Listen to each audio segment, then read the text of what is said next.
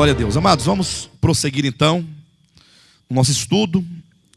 Estamos já em Apocalipse capítulo 17 e 18, porque esses dois capítulos constituem uma só sessão, ainda que fale de dois aspectos distintos, mas constitui uma sessão.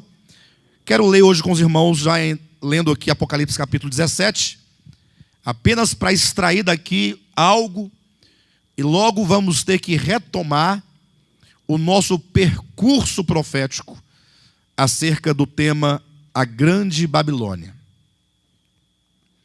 Pastor, o que é o percurso profético?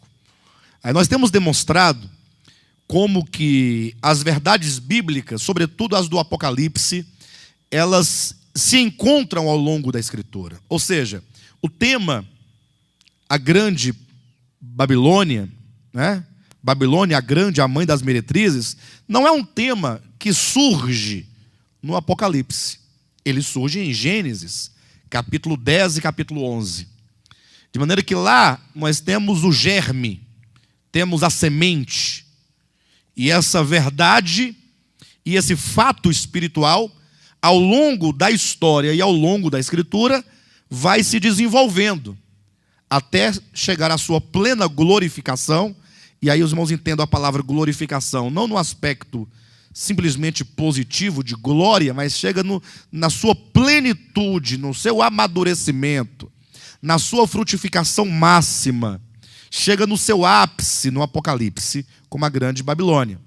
Então é uma verdade e é um fato espiritual, é um fato profético, que começa lá desde Nirode e que vai se desenvolvendo e se consumará no Apocalipse, nos últimos dias. Esse é o percurso profético dessa verdade. Tanto é que nós vamos encontrar, primeiramente, Babel, em Gênesis capítulo 10 e 11, que se desenvolve para Babilônia. Babel seria a raiz da palavra Babilônia, e logo já se observa um desenvolvimento. Babel se desenvolve e chega a ser Babilônia. E Babilônia também vai crescendo e se desenvolvendo e vem a ser a Grande Babilônia. Um exemplo desse desenvolvimento, dessa semente, desse germe que cresce, desenvolve e chega à sua plenitude. Um outro exemplo seria também o grande dragão, que está em Apocalipse capítulo 12, um grande dragão vermelho.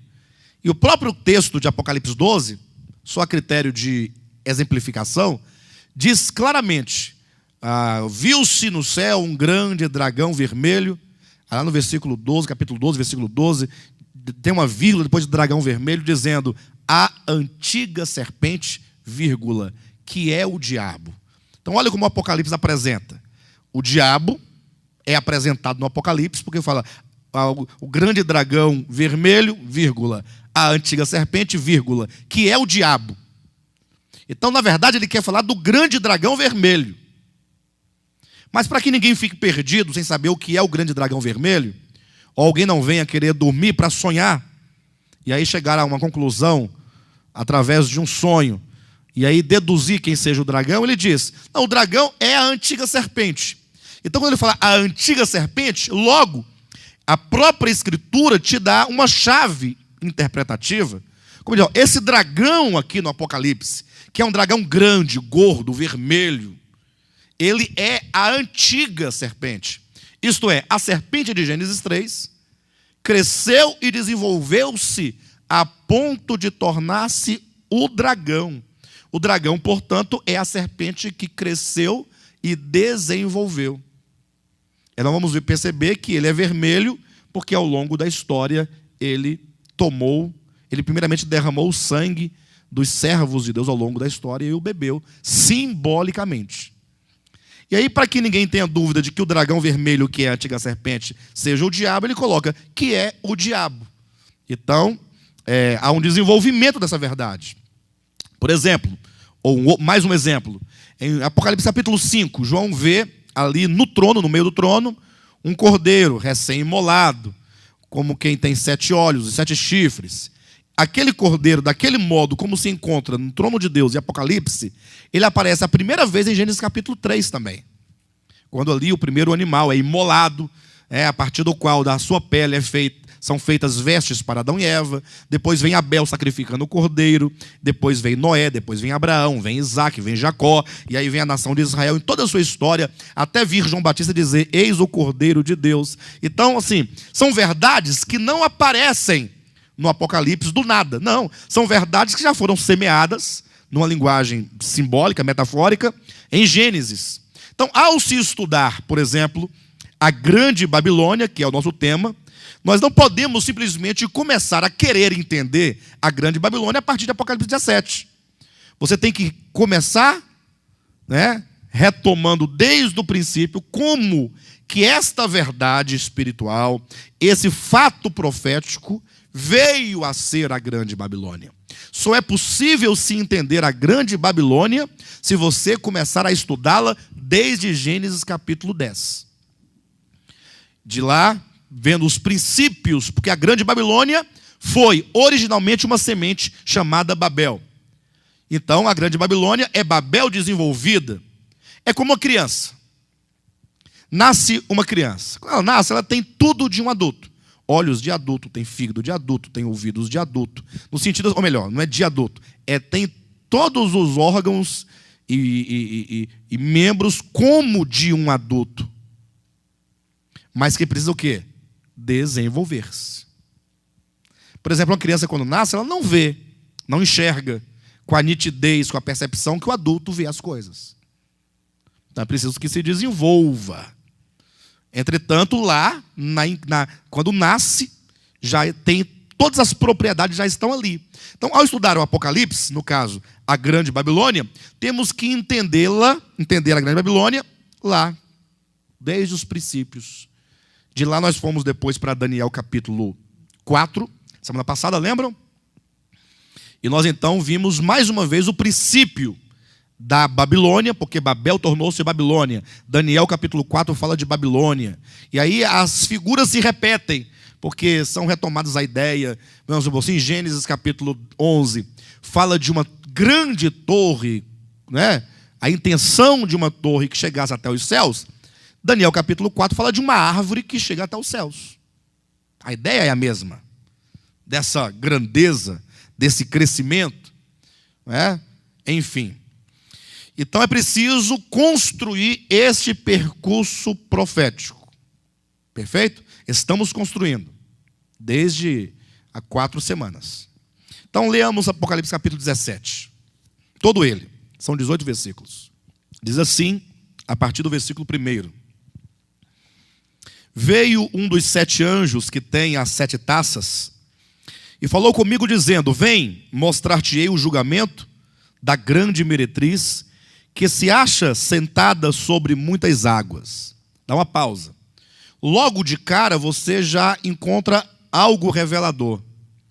O que prova que ela não nasce, não surge aqui nesse contexto. Haja vista que é dito, no primeiro versículo, mostrar-te-ei o julgamento. Então aqui já é o fim, quando o Senhor vai derramar sobre essa grande Babilônia o seu juízo. O Senhor a julga e a destrói aqui.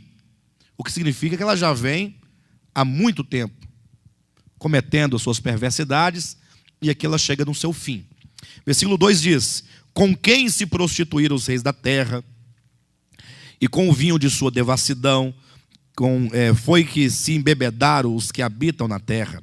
Transportou-me o anjo em espírito a um deserto, e vi uma mulher montada numa besta escarlate, besta repleta de nomes de blasfêmia, com 7 cabeças e 10 chifres. Achava-se a mulher vestida de púrpura e de escarlata, adornada de ouro, de pedras preciosas e de pérola, tendo na mão um cálice de ouro transbordante de abominações e com as imundícias da sua prostituição.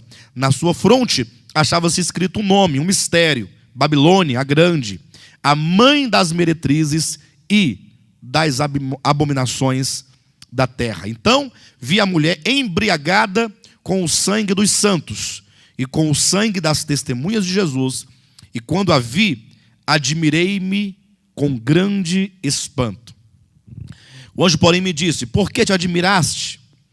Dir-te-ei o mistério da mulher e da besta, que tem as 7 cabeças e os 10 chifres, e que leva a mulher. A besta que viste era e não é, e está para emergir do abismo e caminha para a destruição. E aqueles que habitam sobre a terra, cujos nomes não foram escritos no livro da vida, desde a fundação do mundo, se admirarão, vendo a besta que era e não é, mas aparecerá. Aqui está o sentido que tem sabedoria. As 7 cabeças são 7 montes nos quais a mulher está sentada. São também 7 reis, dos quais caíram 5. Um existe, o outro ainda não chegou. E quando chegar, tem de durar pouco. E a besta que era e não é, também é ele, o 8º rei, e procede dos 7, e caminha para a destruição. Os 10 chifres que viste são 10 reis, os quais ainda não receberam reino, mas recebem autoridade como reis com a besta durante 1 hora. Tem estes um só pensamento, e oferece à besta o poder e a autoridade que possui. Pelejarão eles contra o cordeiro, e o cordeiro os vencerá, pois é o Senhor dos senhores e o Rei dos reis. Vencerão também os chamados, eleitos e fiéis que se acham com ele. Falou-me ainda: as águas que viste, onde a meretriz está sentada, são povos, multidões, nações e línguas. Os 10 chifres que viste e a besta, esses odiarão a meretriz e a farão devastada e despojada, e lhe comerão as carnes e a consumirão no fogo.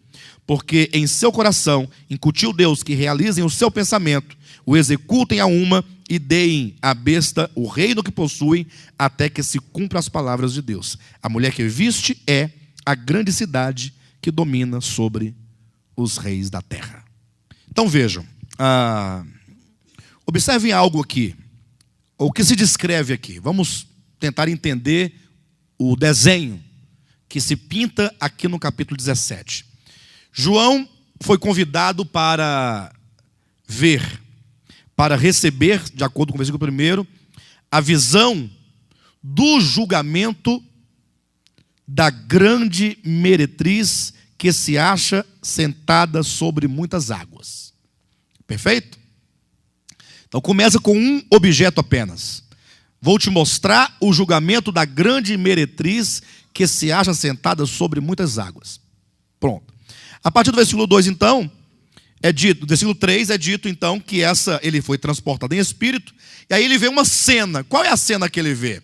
Ele vê uma mulher, descrita aqui como quem se veste de púrpura, de escarlata, adornada de ouro, de pedras preciosas e pérolas, toda enfeitada, né? Cuidado para que você não transfira essas informações aqui.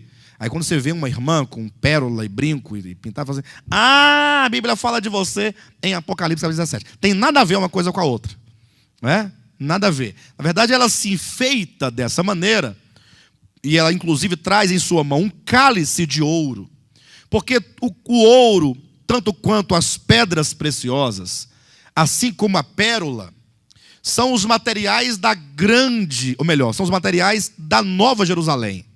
A Nova Jerusalém, que é a consumação do supremo propósito de Deus, é de ouro, de pedras preciosas e de pérolas. Então, por que essa mulher ela vem toda adornada, toda enfeitada? Isso é porque ela traz uma aparência exterior para que os homens, as pessoas, ficam confusas ou se confundam, porque ao olhar numa aparência exterior, podem confundi-la com o propósito de Deus. Então ela se disfarça, ela se enfeita exteriormente. Entretanto, observa-se aqui no capítulo 17, versículo 4, que diz que dentro do cálice de ouro está cheio de abominações. Ouro é símbolo da natureza divina. Então imagine, e pense você que ao longo de toda a história, todos os oráculos de Deus, os homens de Deus, mulheres usadas por Deus ao longo da história para suprir o seu povo, e em cada era Deus usou pessoas distintas, com ministérios distintos, em todos os tempos, né? Para suprir o povo de Deus, é sempre comparado a um pai de família, por exemplo, que alimenta a sua família. A palavra economia, ou economia, já diz de si mesma, já traz a ideia de, no caso, um projeto familiar, quando um pai de família que tem uma despensa que vai alimentar os seus filhos. Então essa mulher, ao trazer, portanto, esse cálice de ouro na mão, ela vai dar a beber. Então, saiba de uma coisa, comece a pensar a partir daqui. Quando você congrega numa determinada igreja evangélica, ou protestante, ou católica, o que quer que seja, ou qualquer segmento religioso que você imaginar que seja, não importa, você está bebendo de um cálice. Você está sendo suprido, está sendo alimentado. Esse suprimento, esse alimento, esse cálice que você recebe, vai te constituindo. É como um alimento. Nós somos exatamente aquilo que nós comemos. Por que nós aqui temos uma aparência relativamente agradável? E quando você vai a uma região de alguns países onde a fome é muito grande, um país com uma pobreza muito grande, um país muito precário, ou regiões mesmo do Brasil muito precárias, a aparência das pessoas muda. Muda a aparência do cabelo, a aparência da pele. Sim ou não? No Brasil não se vê aqueles meninos que é bem magrinho, né? Com a barriga bem grande, o joelho grande, de cabeça grande. Não se vê isso no Brasil, pelo menos penso eu. Entretanto, como a pobreza no Brasil, você percebe pelo cabelo, pela pele, pelos olhos, pelos dentes. Agora, você vai em regiões como alguns países da África, por exemplo, você vai encontrar lá pessoas, mas como é que pode ser um ser humano desse jeito? Nessa condição? Por que eles são desse jeito? É por causa do alimento ou da falta de alimento. O que significa com tudo isso é que nós somos aparentemente ou organicamente aquilo que nós comemos, porque os alimentos nos constituem. Então nós temos, quando você fala assim para a criança, para o seu filho, olha, tem que comer feijão, porque tem ferro. Tem que comer verdura, porque tem as vitaminas, a vitamina A para o cabelo, a vitamina tal para isso, tem que fazer assim, não é assim que vão fazendo? Por quê? Porque se tudo aquilo ela absorver, o seu organismo absorver tais vitaminas, nutrientes, vai constituir uma pessoa saudável, ou uma pessoa doente. Agora, transfira, por gentileza, esse raciocínio, esse pensamento para a vida espiritual. Nós somos espiritualmente exatamente aquilo que nós comemos. Aquilo que nós recebemos. Ou seja, você vai tomando e recebendo, e aquilo vai constituindo pensamentos, ideologias, vai constituindo moral, vai constituindo paradigmas, de modo que você vai ser exatamente aquilo que você recebeu ao longo da sua história, ao longo da sua vida. Então, essa mulher, ela traz um cálice de ouro. Então, logo alguém pensa, se o cálice é de ouro, então é divino. Porque o ouro representa a natureza divina. Como a prata representa a obra de redenção de Cristo, como as pedras preciosas representam a obra transformadora do Espírito Santo, como as pérolas representam a obra regeneradora do Espírito Santo, em razão da obra do Filho que possibilita essa regeneração. Então, se a Bíblia ela não coloca ideias sem que traga consigo um significado. A Bíblia está cheia de significados. Então, quando olha para essa mulher, e é dito que essa mulher, cheia de ouro, de pérola, ela é uma prostituta. O versículo 4, no finalzinho, diz, com as imundícias da sua prostituição. O versículo 5 diz que o nome dela é Babilônia, a grande, a mãe das meretrizes e das abominações da terra. Versículo 6, então, diz que essa mulher, ela deu a beber desse cálice de prostituição, e os reis da terra se embriagaram, bebendo desse cálice da sua prostituição.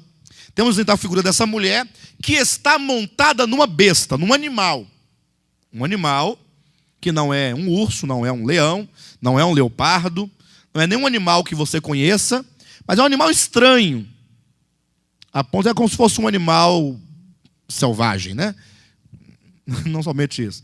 Mas que aqui é descrito um animal indescritível, que não se pode denominar ou classificar. E esse animal, portanto, também tem 7 cabeças. Agora pensa essa mulher prostituta, vestida de acordo com uma prostituta, a descrição aqui, sentada neste animal. Então nós temos a figura de uma mulher e a figura de uma besta. E foi dito, João, nós vamos te mostrar o julgamento da grande prostituta. Aí João vê esse quadro. Agora, o que eu quero que os irmãos apreendam aqui inicialmente, pelo menos para agora, no momento, é o que está aqui no capítulo 17, versículo 9. Aqui está o sentido que tem sabedoria. As 7 cabeças, porque aquele animal tem 7 cabeças, são. Então ele vai dar o significado daquelas cabeças. Para que ao interpretar essa porção, você tenha os paradigmas de interpretação. Você não invente. Não precisa inventar. As 7 cabeças são, ele diz, são 7 montes nos quais a mulher está sentada. Aí vamos verificar que em 2 momentos se diz que a mulher está sentada. No versículo 1, ela está sentada sobre muitas águas. E agora, aqui é dito que ela está sentada sobre 7 montes. Aí eu pergunto, ela está sentada sobre 7 montes ou sobre muitas águas? Ela está sentada sobre muitas águas e também está sentada sobre 7 montes. Isso porque cada uma dessas informações vai nos revelar algo. Olha o versículo 15.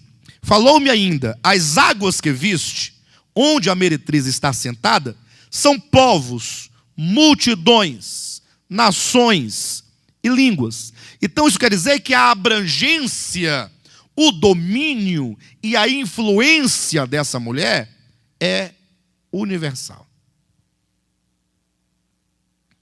Ela está sentada sobre, reis, povos, nações, línguas. Então ela tem uma influência universal. Por isso que os reis da terra todos beberam. Agora, quando diz que as 7 cabeças são 7 montes, onde a mulher está sentada, veja só o versículo 18. A mulher que viste é a grande cidade que domina sobre os reis da terra. Aponta para a sede geográfica do seu governo.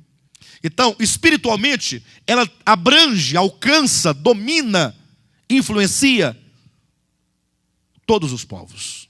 Então, ela não é algo restrito ao Brasil, ou é restrito a Roma, ou é restrito aos Estados Unidos. Não, ela tem uma abrangência, um domínio, uma influência universal. Ela é católica.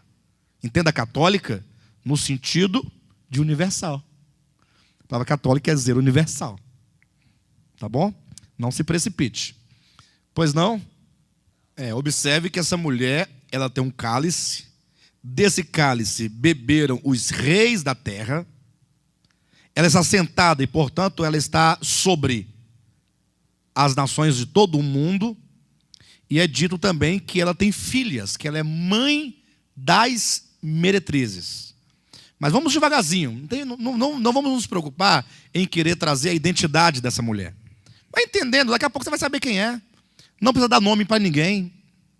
Fica tranquilo. Importante que vocês entendam isso. Então, nós temos aqui, assentada sobre muitas águas, demonstra a sua abrangência. As muitas águas são povos, nações, línguas, né? A sua influência universal. Quando diz que ela está sentada sobre 7 montes, aponta para o lugar geográfico onde ela se encontra.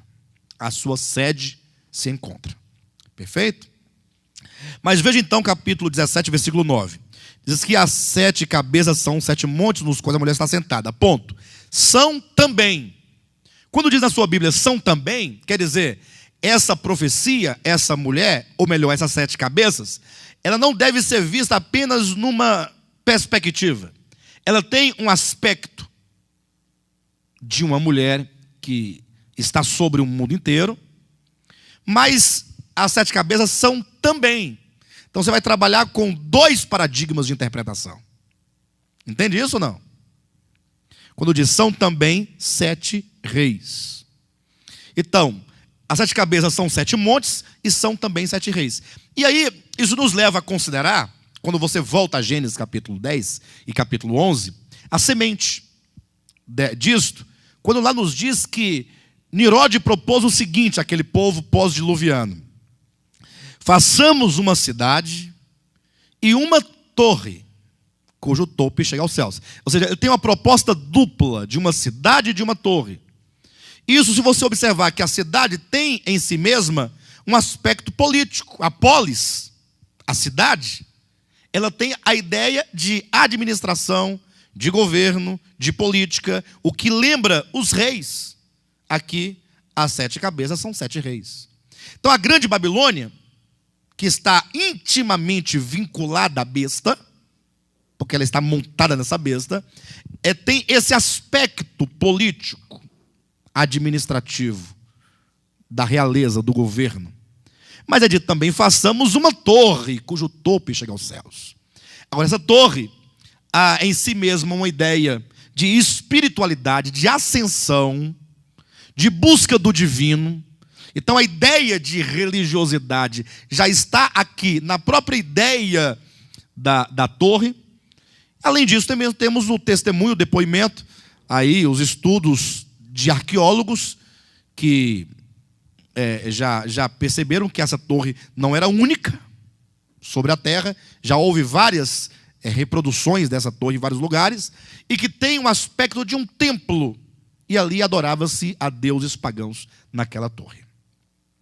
Bem, então, assim como em Gênesis 10 e 11, a Babel tem 2 aspectos, no capítulo 17 também encontramos 2 aspectos. Então nós temos que tratar de um aspecto, depois de um outro aspecto. Ok, pessoal? Quero tratar primeiramente desse aspecto dessa mulher, que no versículo 5 é dito: na sua fronte achava-se escrito um nome, um mistério, Babilônia a grande, a mãe das meretrizes e das abominações da terra. Vamos nos lembrar de algumas coisas aqui que nós já colocamos aqui. Gênesis capítulo 10 e 11, falando de Babel. Quais são os princípios que nós temos ali em Babel? Espirituais, quem se lembra? Falamos aqui. Não lembram, não? Qual é a ideia? Rebelião contra Deus, independência e, sobretudo, a disposição do homem de, com as suas próprias mãos, prover para si um meio de salvação. Quando diz, façamos uma torre cujo topo chegue até os céus e assim tornemos célebre o nosso nome. Perpetuemos o nosso nome, porque os seus pais, os seus antepassados, eles foram apagados da terra com o dilúvio. Então a ideia de capítulo 10 e 11 de Gênesis é que vai que Deus decide novamente derramar água sobre a terra. Ainda que ele tenha deixado um sinal no céu, um arco-íris, que representa a sua aliança, que não mais faria aquilo, mas o coração de Nimrod é aquele coração que desconfia de Deus, como quem instiga o outro e questiona-o, dizendo, você acredita mesmo que aquele que matou tanta gente fala a verdade? Ele incita o outro a uma desconfiança. Surge em Gênesis capítulo 10 e 11, ali, vamos colocar em termos dessa linha da Grande Babilônia, a ideia da salvação por obras. Eu digo dessa linha da Grande Babilônia porque a ideia de salvação por obras já surge no capítulo 3, quando homem e mulher fizeram para si vestes de folhas de figueira. A ideia, a salvação por obras. Olha, a história do homem é a história da sua criação, da sua queda e da sua redenção. Não é a história do homem? Agora, então, esse é um tema central na Escritura. A salvação é um tema extremamente importante em toda a Escritura, no que tange a nós. Agora, qual é a ideia que os homens têm acerca da salvação? O maligno semeou a ideia de salvação por meio de obras. Aí eu quero frisar, eu quero ratificar, eu quero repetir aos irmãos, e quanto mais nós repetimos, precisamos ainda mais falar, porque a nossa cultura, nós brasileiros, porque ou nós éramos católicos, ou evangélicos, ou espíritas, não é assim a nossa origem? Na maioria, ou viemos do espiritismo, ou viemos das igrejas evangélicas, ou viemos do catolicismo.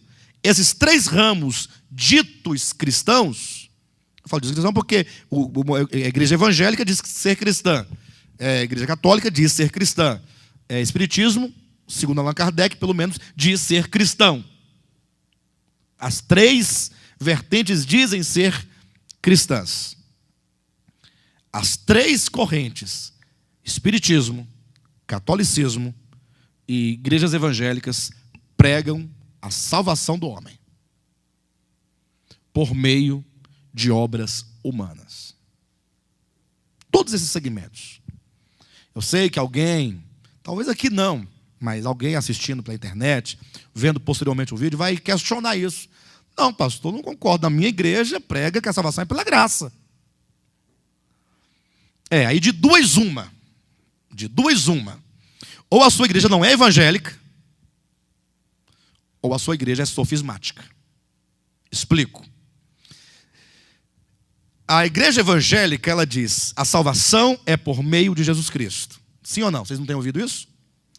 Dizem, a salvação é por meio da graça. Ainda eles têm um jargão, eles dizem, quem quer aceitar a Jesus Cristo como o seu único e suficiente Salvador pessoal. Isso é um jargão, porque se repete historicamente. Você pode ir lá no final do Ceará, lá no finalzinho. Você pode ir na ponta do Brasil, lá no Acre.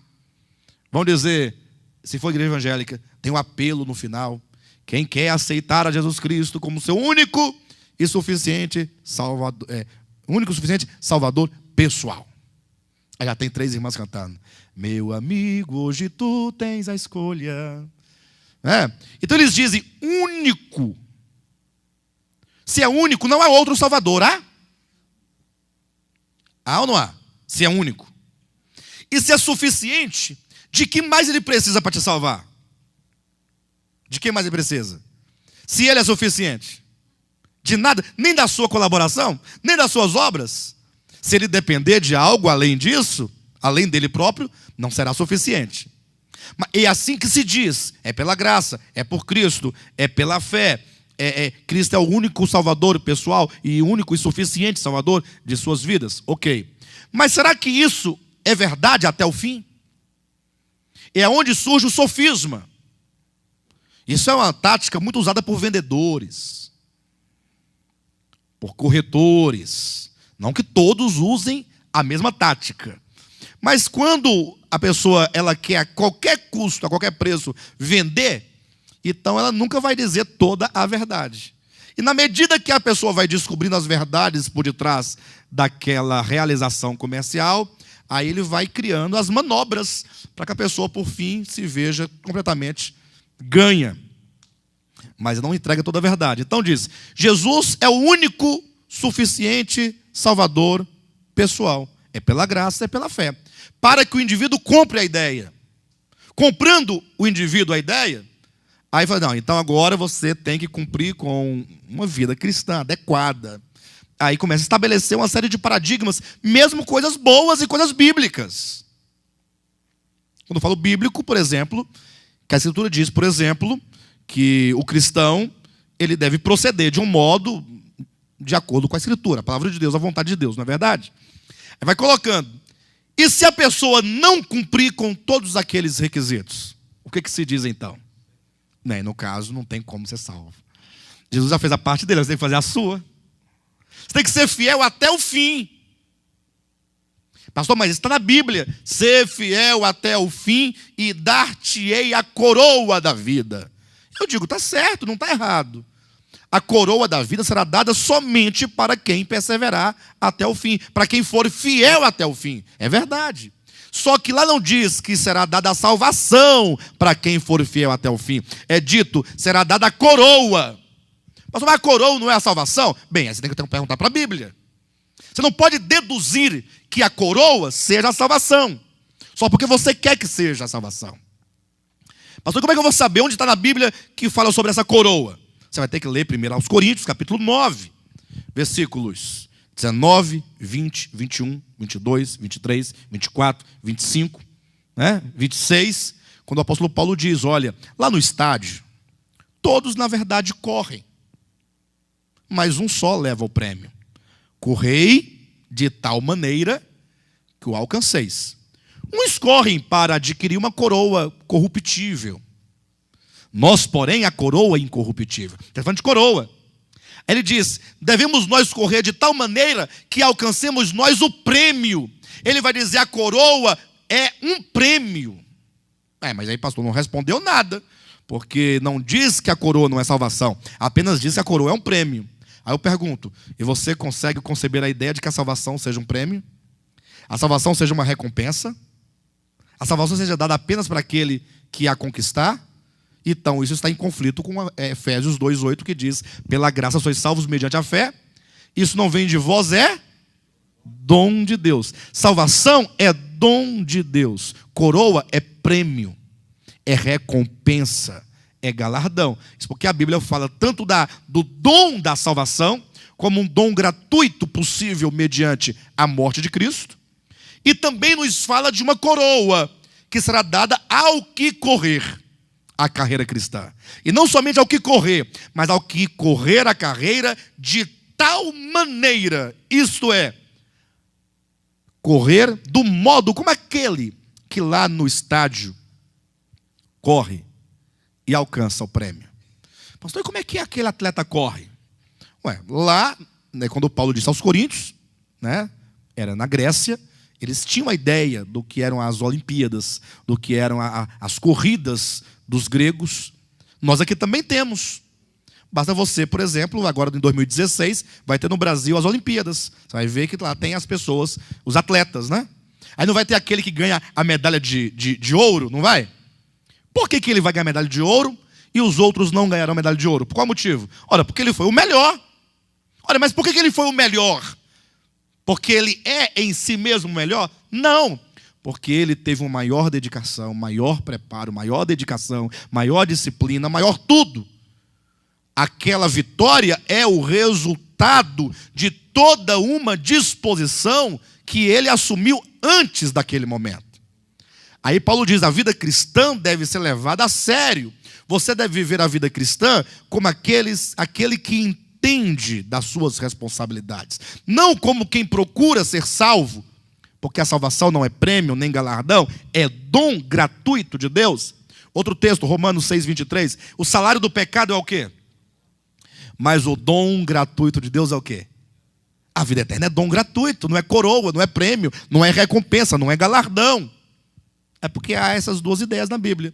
Então, leia depois 1 Coríntios capítulo 3, versículo 10 em diante, do 10 ao 16, e você verá que no último dia haverá crentes, salvos, porém sem galardão, isto é, sem coroa.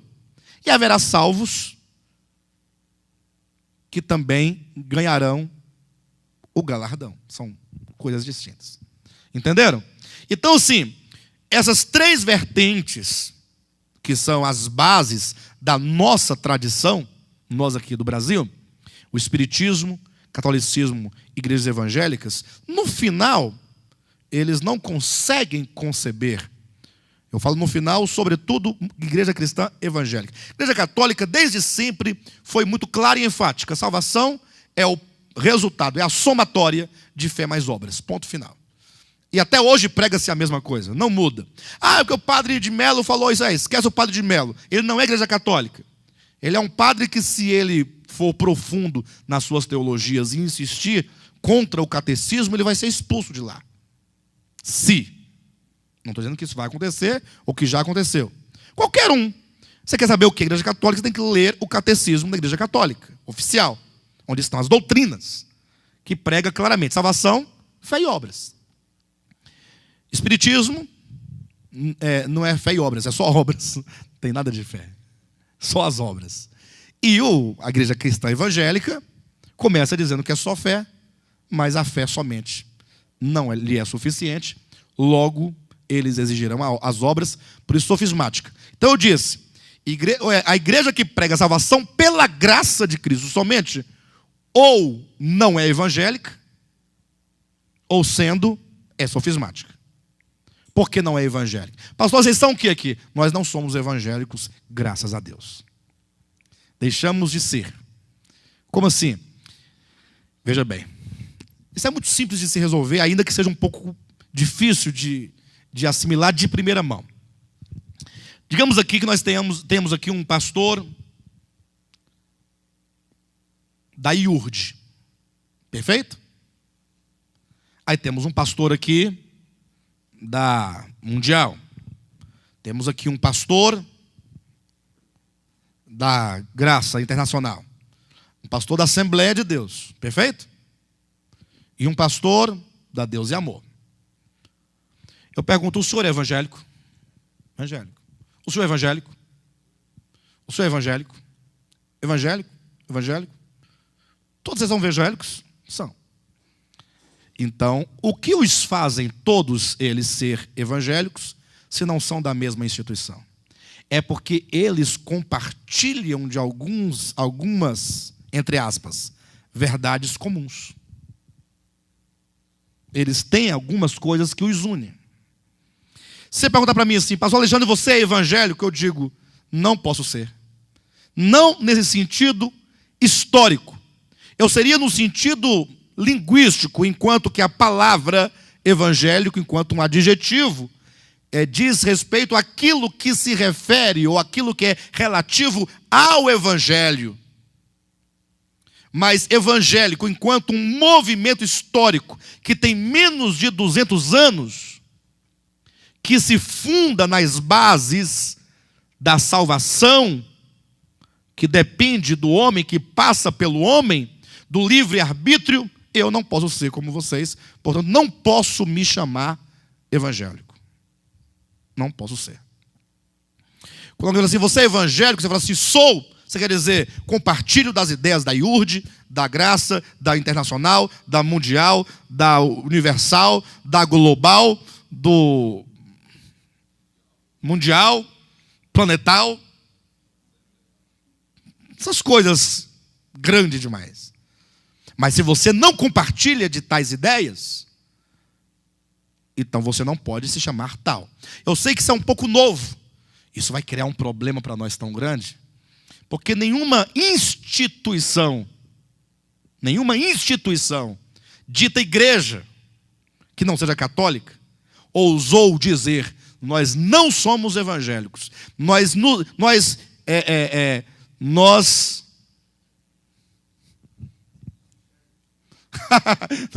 foi boa.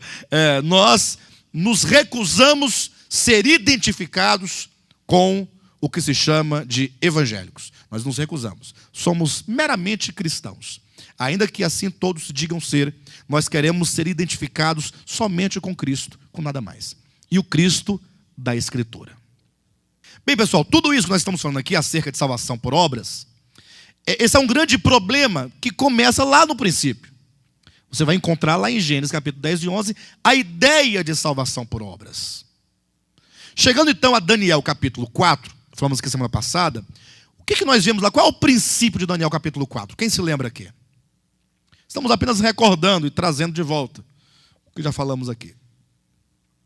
Lembra que Daniel fala de um sonho que teve Nabucodonosor, que viu uma grande árvore, chegou até os céus.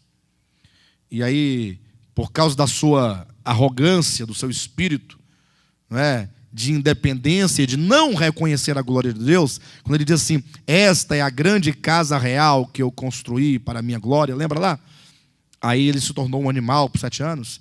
Esse espírito de independência e de não reconhecer Deus na sua vida. Então observe que vai somando a ideia, salvação por obras, que não deixa de ser esse espírito de não querer reconhecer, de não querer se curvar, de não querer fazer de Deus o seu tudo. O homem, ele quer participar. Ele até pode aceitar que Deus faça algo por ele, mas ele tem que levar algum mérito no final das contas. Ele não quer se humilhar a tal ponto de falar assim, eu não mereço nada, não fiz nada, e se sou salvo, sou tão somente pela graça de Deus. Ele quer participar, ele quer levar algum mérito. Aí nós temos que nos lembrar, como nos lembramos semana passada, de 1 Coríntios capítulo 1, versículo 29, 30 e 31. Quando Paulo diz assim, Cristo se tornou para nós, da parte de Deus, o que? Ele se tornou sabedoria, redenção, justiça e santificação. Ora, se Cristo é a sua sabedoria, isto é, a razão da sua existência, se Ele é a sua redenção, Ele te redimiu, portanto, pagou o preço por você, e Ele é a tua justiça, Ele te torna justo, e Ele é a tua santificação, isto é, Ele é que te torna diferente, aceitável diante de Deus, de tudo aquilo que é comum, o que sobrou para você fazer? Não sobrou nada. Por isso que Paulo em seguida diz: para que ninguém se glorie diante de Deus. Ninguém. Ninguém poderá chegar na glória eterna. Eu estou aqui porque fiz algo, porque orei, porque dei oferta, porque dei dízimo, porque jejuei, porque usei saia comprida, porque não bebi cerveja, porque não fui ao forró, porque não fui ao cinema. Ninguém poderá falar nada disso. Porque os céus e a eternidade cantarão para sempre. A salvação pertence àquele que se senta no trono e ao Cordeiro. Ponto. Bem, agora ao chegar no capítulo 17, vimos aqui agora a figura de uma mulher, chamada de Babilônia a Grande, a mãe das meretrizes e das abominações da terra. Quando aparece agora a figura de uma mulher, e é interessante que nós percebamos isso com clareza. Os irmãos lembram que nós falamos aqui, que, engraçado, olhe a Bíblia como um todo, queridos. Não olhem a Bíblia isoladamente. A Bíblia é um todo, né? Ela é um todo significativo. Então ela tem um capítulo 1 de Gênesis, onde tudo começa, e tem um capítulo 22 de Apocalipse, onde tudo se encerra. Então nós não podemos ler a Bíblia, por exemplo, ler os livros como se os livros fossem em si mesmos completos. Não, os livros somam a uma ideia completa. Os capítulos, os versículos. Aqui é uma história. O Roger, inclusive, ele falou algo para mim, tem talvez um pouco mais de um mês, que eu achei interessante. Ele falou assim: pastor, tem um diferencial na minha vida desde que eu vim para esse ministério. Eu falei: o que foi? Ele falou: não é porque onde eu estava, por onde eu passei, me contaram as histórias da Bíblia. Aqui, você me contou a história de Deus. A história. Porque todas as histórias, elas compõem uma história, que deve ser percebida no seu todo.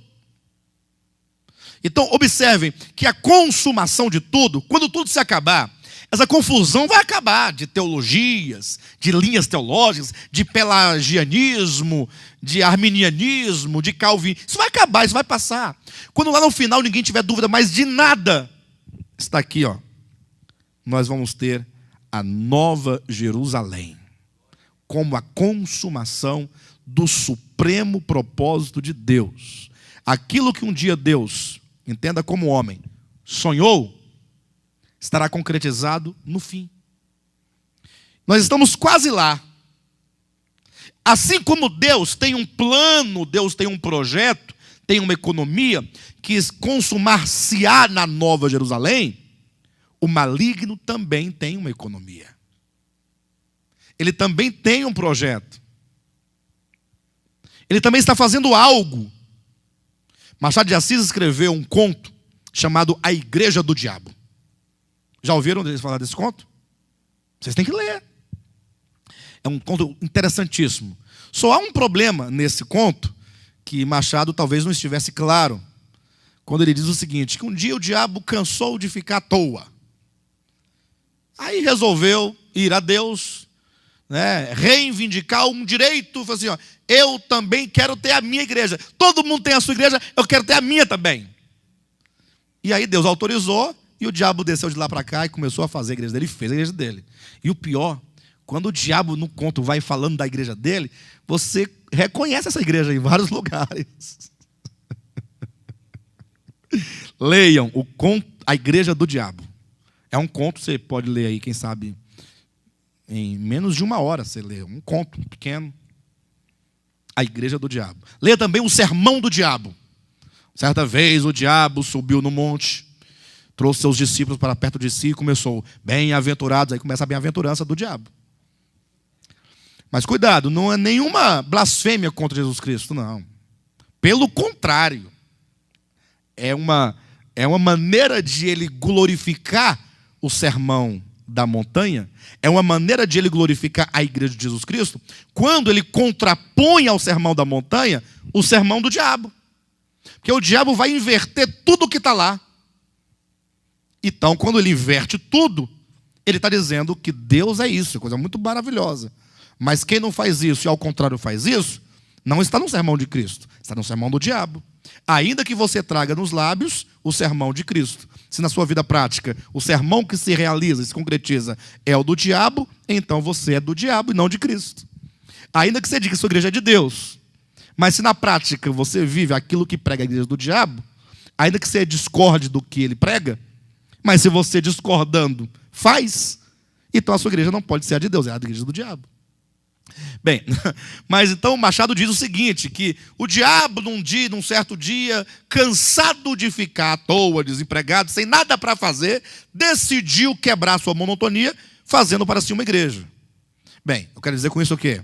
Que na verdade o diabo não está cansado, nem está desempregado, nem está parado, nem está em monotonia. O diabo está ativo desde o princípio.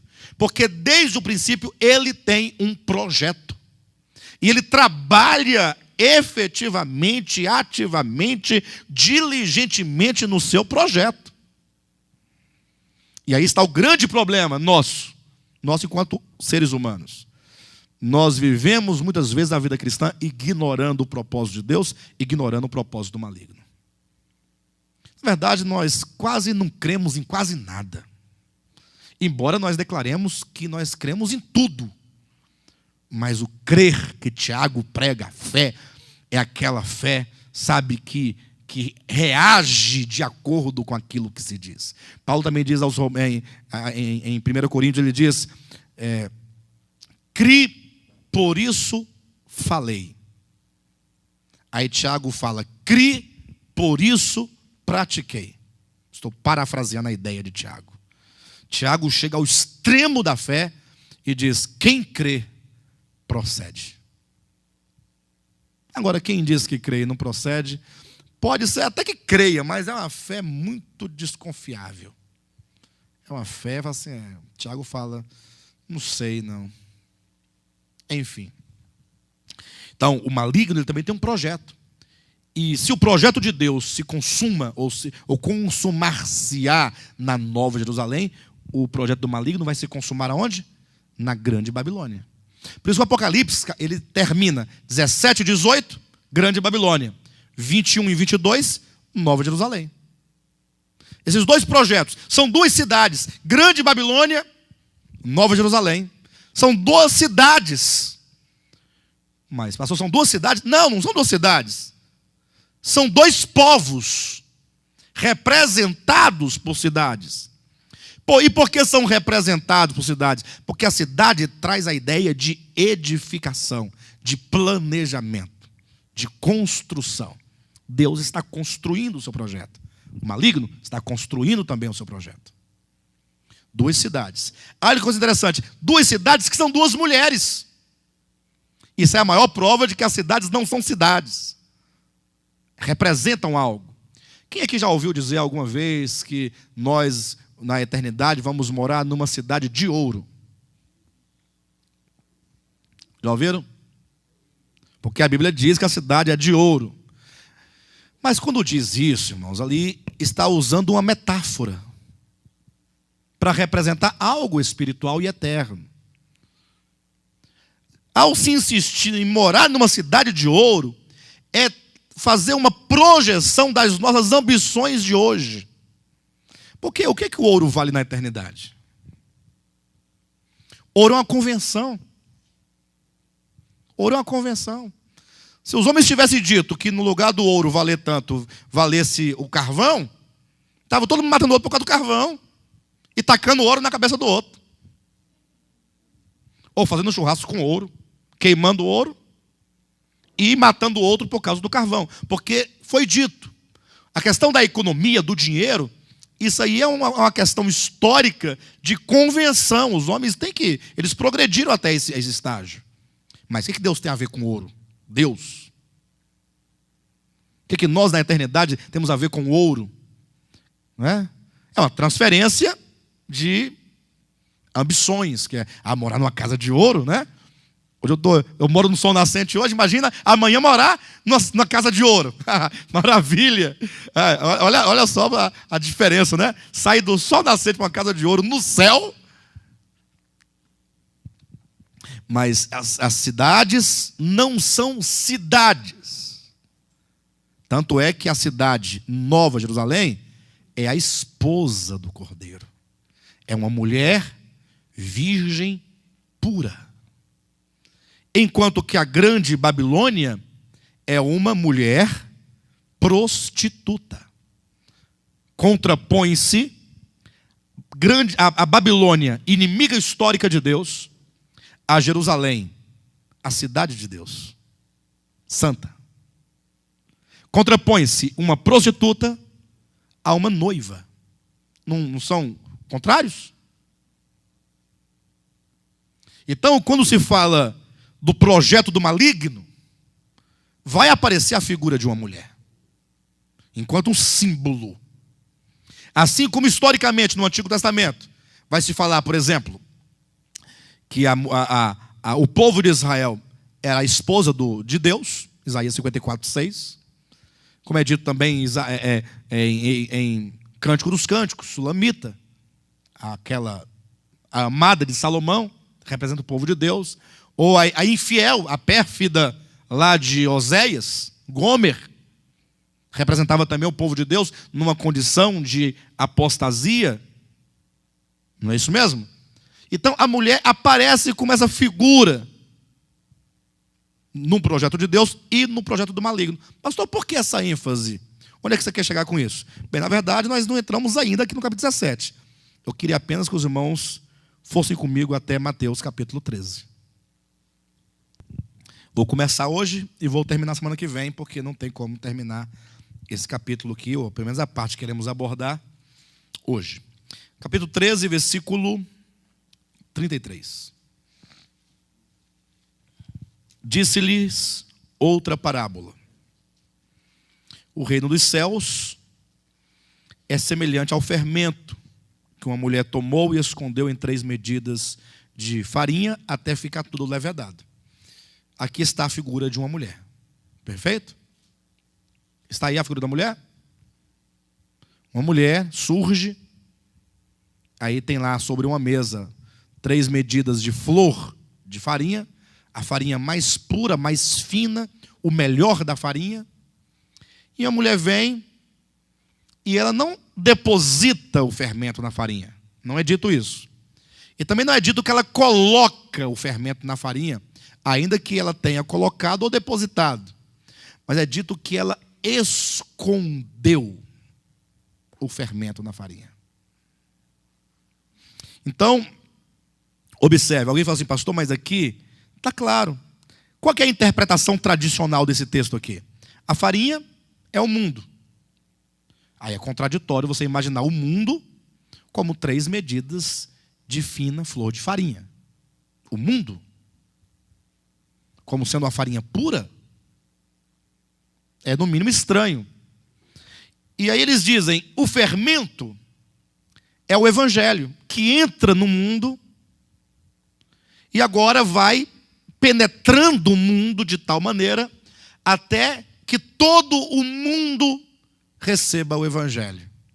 Essa massa levedada é o reino de Deus em toda a terra. Bonito, né? Só que essa explicação, não somente ela contraria os próprios princípios, porque em nenhum lugar da Escritura o fermento é visto como uma coisa positiva. Em nenhum lugar da Escritura é visto a fermentação, isto é, o processo de apodrecimento da massa, como sendo o processo santificador do evangelho. O que o fermento faz com a massa? Apodrece ou não apodrece a massa? Qual que é o processo? Não é de apodrecimento? Ou não é apodrecimento? E o evangelho, ele causa esse efeito? Ou seria um efeito santificador? Então veja como que essa interpretação ela vai ferindo as próprias figuras que a parábola traz. Em nenhum lugar o fermento é visto como uma coisa positiva. Como também não explica a figura da mulher na parábola. E muito menos explica por que essa mulher, fazendo uma coisa tão boa, que ide por todo mundo e pregai o evangelho, são as boas novas de salvação, por que ela esconde Onde já se viu dizer que o evangelho deve ser escondido, senão que ele tem que ser publicado? A boa nova é para esconder ou é para ser gritada? Vocês percebem que há um problema nessa interpretação? Pastor, mas eu imagino por que chegaram a essa conclusão. Porque é dito que o reino dos céus é semelhante. Então, se isto aqui, essa parábola, ela ilustra o reino dos céus, então só pode ser coisa boa, porque o reino dos céus não pode ser coisa ruim. Eu pensei, é verdade. Só que quando você chega na parábola do joio, no versículo 24 desse capítulo, diz assim, olha, outra parábola lhes propôs dizendo, o reino dos céus é semelhante. Então, aqui também vai dizer, aqui o reino dos céus é semelhante. Ele vai dizer, e é semelhante a quê? A um homem que semeou boa semente no seu campo e a um outro homem, inimigo, que enquanto os homens guardiães do campo dormiam, semeou no campo o joio. Os irmãos percebem que o reino dos céus não é semelhante somente a coisas positivas, mas é semelhante também a coisas negativas ou não? Sim ou não? Entenderam o meu argumento? Quando você vê, o reino dos céus é semelhante. É semelhante a quê? A somente coisas positivas? Não, a coisas negativas também. O reino dos céus é semelhante a esta circunstância. Qual? Um campo, um semeador, dois semeadores. Um que semeia joio, outro que semeia trigo. O mal está semeado no meio do trigo. E o reino dos céus é semelhante a essa corrupção também. Mas por que é dito que o reino dos céus é semelhante a coisas negativas? Também. Simples. Porque aqui não está dizendo do reino dos céus, enquanto lá nos céus ou na eternidade. Não, está mostrando o reino dos céus dentro da história humana. Como que o reino dos céus iria passar pelo homem e pela história do homem ao longo da sua história. Aqui esse capítulo 13 nos traz 7 parábolas. A parábola do semeador, a parábola do trigo e do joio, a parábola do grão de mostarda, a parábola do fermento, a parábola do tesouro escondido, a parábola da pérola e a parábola da rede. 7 parábolas que constroem profeticamente um eixo revelador da condição do reino dos céus na terra, desde a sua origem até a segunda vinda de Cristo. Então, o reino dos céus é semelhante a coisas negativas também, porque aqui na sua historicidade, ele se corrompeu. A igreja não é o reino dos céus? E ela se corrompeu? Deixou de ser, por assim dizer, o reino dos céus? É o reino dos céus corrompido, mas continua a ser o reino dos céus na sua história. Tanto é que os irmãos observarem, parábola do semeador, o reino é semeado. Parábola do trigo e do joio, é dito agora que esse reino, uma vez nascido, ele é corrompido quando um inimigo semeia no meio dos verdadeiros filhos de Deus, filhos do diabo. Capítulo 13, versículo 31, a parábola do grão de mostarda diz que em razão, aí você vai conectando uma ideia na outra. Primeira parábola do semeador, é semeado o reino no coração. Segunda parábola, uma vez que essa palavra do reino ganhou o coração e regenerou o coração, todos que foram regenerados na primeira parábola se tornam sementes na segunda parábola. Agora o Senhor planta homens, sementes sobre a terra, a sua igreja. Mas agora vem um inimigo e semeia no meio do povo de Deus. Cuidado que não é dentro da sua congregação especificamente. Não se fala de denominação, nem de congregação. Diz que ele semeou no campo a boa semente. O campo é o mundo. A igreja está no mundo. Perfeito? Veio o inimigo e semeou também no campo, isto é, no mundo, o joio. Então no mundo tem falsos crentes e crentes verdadeiros. O que os cristãos de hoje em dia não conseguem conceber essa ideia. Que eles seguem qualquer trio elétrico que marche para Jesus. Eles não querem saber de nada. Eles querem pular e dizer que Jesus é bom. Mas não estão perguntando, vem cá, esse Jesus aí, qual que é? É como assim, só tem um? Não. Tem o da igreja católica, tem o da igreja fulana, tem o da Beltrana, porque cada um tem o seu Jesus. Tem Jesus que condena o pecador porque erra. Tem o que salva e não disciplina mesmo errando. Tem um que vende bênçãos. Tem um Jesus aí, não sei se vocês já ouviram falar. Talvez não, porque quase não se ouve falar disso. Mas é o seguinte, ele é tipo assim, ele presta dinheiro a juro. Ele pega dinheiro a juro. Ele pega, por exemplo, com você R$100 e te paga 1.000. Você negocia com ele. Ó, se você me der 1.000, eu te dou, a um certo prazo, 10.000. Aí as pessoas vão barganhando com ele. Já ouviram falar disso? Já ouviram? Nunca ouviu falar? Você vai, ó, irmão, se você der 10.000, Deus vai te dar 100.000. Ele vai abrir as janelas dos... Nunca ouviu falar disso? Aí a pessoa acredita, vai lá. Enfim. Então, observa que é dito que... Olha a ideia progressiva. O reino é semeado na terra. Aí vem o maligno e semeia os filhos dele, os filhos do diabo, do demônio, também sobre a terra. Agora, quando os filhos do demônio entram e se associam aos filhos de Deus, aí agora, aquilo que outrora era frágil, agora uma vez com a força maligna das trevas, do paganismo, da política, terceira parábola, agora ela se torna uma grande árvore, forte, poderosa sobre a terra.